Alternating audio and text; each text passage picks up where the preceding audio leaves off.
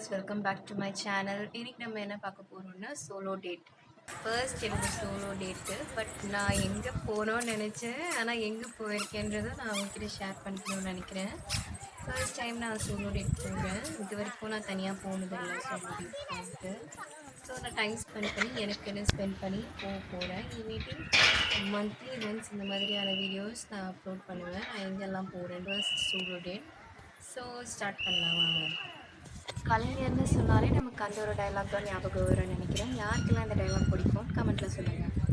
தமிழர்களே, நீங்கள் என்னை கடலில் தூக்கி எறிந்தாலும் கட்டுமரமாகத்தான் நினைப்பேன். அதில் ஏறி நீங்கள் பயணம் செய்யலாம், கவிழ்ந்து விட மாட்டேன். நெக்ஸ்ட் பார்க்க போகிறது நம்ம எம்ஜிஆருடைய சமாதியை.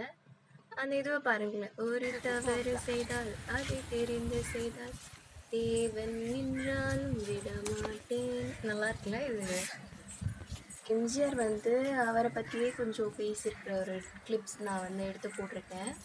ஐ திங்க் இது இந்த சமாதிக்கும் அதுவும் ரிலேட்டடாக இருக்கும்ன்ட்டு தான் நினைக்கிறேன் நான். நீங்களும் கொஞ்சம் கேட்டு பாருங்கள்.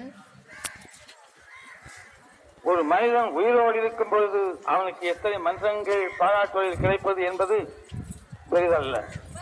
அவன் மறைந்த பிறகு என்னையே நான் எடுத்துக்கொள்கின்றேன். என் மறைவுக்கு பிறகு எத்தனை மன்றங்கள் எத்தனை மக்கள் என்னை நினைக்கின்றார்கள் என்பதை பொறுத்துத்தான் நான் வாழ்ந்ததற்கு ஏதாவது நியாயமான காரணம் இருந்திருக்கிறது என்று நினைப்பதற்கு அது உதவியாக. இந்த சமாதியோட அது ரிலேட்டட் ஆகிற மாதிரி இருக்குன்னு சொல்லிட்டு உங்களுக்கே தெரிஞ்சிருக்கும். இதை கேட்டு ரெண்டும் ரிலேட்டடாக இருக்குன்ட்டு. இப்போ வாங்க நம்மளுடைய அயன் லேடியான ஜெயலலிதா அம்மாவை பார்க்கலாம். எனக்கு பர்சனலாக இங்கே தான் எனக்கு ரொம்பவுமே பிடிச்சிருக்கு. ஏன்னு எனக்கு தெரிய மாட்டேங்குது. அந்த இன்ஃப்ராஸ்ட்ரக்சர் எனக்கு ரொம்பவுமே பிடிச்சிருந்துச்சு. பாருங்கள், இவங்களுக்கு மட்டும் ஏதோ ஸ்பெஷலாக கட்டியிருக்க மாதிரி ஐ ஃபெல்ட். பிகாஸ் அதுக்குள்ளே போயிட்டு உட்கார்றப்போ எல்லாருக்குமே உட்கார முடியாது. மற்ற சமாதிகளெல்லாம் அவ்வளோவா உட்கார முடியலையா? பட் இவங்க சமாதிக்குள்ள நிறைய பேர் உட்காந்து பார்த்துட்டு போகிறாங்க. அதுதான் அம்மாவோட பவர் நினைக்கிறேன். மக்களால் நான், மக்களுக்காகவே நான். அதாவது உங்களால் நான், உங்களுக்காகவே நான். எனக்கு எல்லாமே நீங்கள் தான். உங்களுக்காகவே அர்ப்பணிக்கப்பட்டதுதான் என்னுடைய தவ வாழ்வு. அம்மாவோட சமாதியை பார்க்குறப்போ எனக்கு ரொம்ப ஸ்ட்ராங்காக ஞாபகம் இருந்துச்சு. இதை அவங்களுக்காக நான் டெடிகேட் பண்ணுறேன்.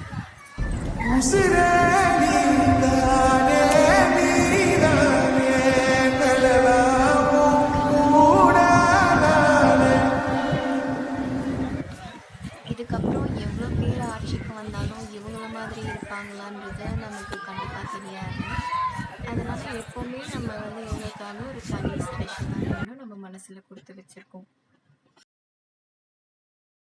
பார்த்துக்கோங்க, என்னோட ஃபர்ஸ்ட் சோலோ டேட் இந்த மாதிரி சமாதி நான் பார்க்குறேன். பரவாயில்ல, இது ஒரு இம்பர்ஃபெக்ட்லி பர்ஃபெக்ட் அப்படின்னு சொல்லிக்கலாமே.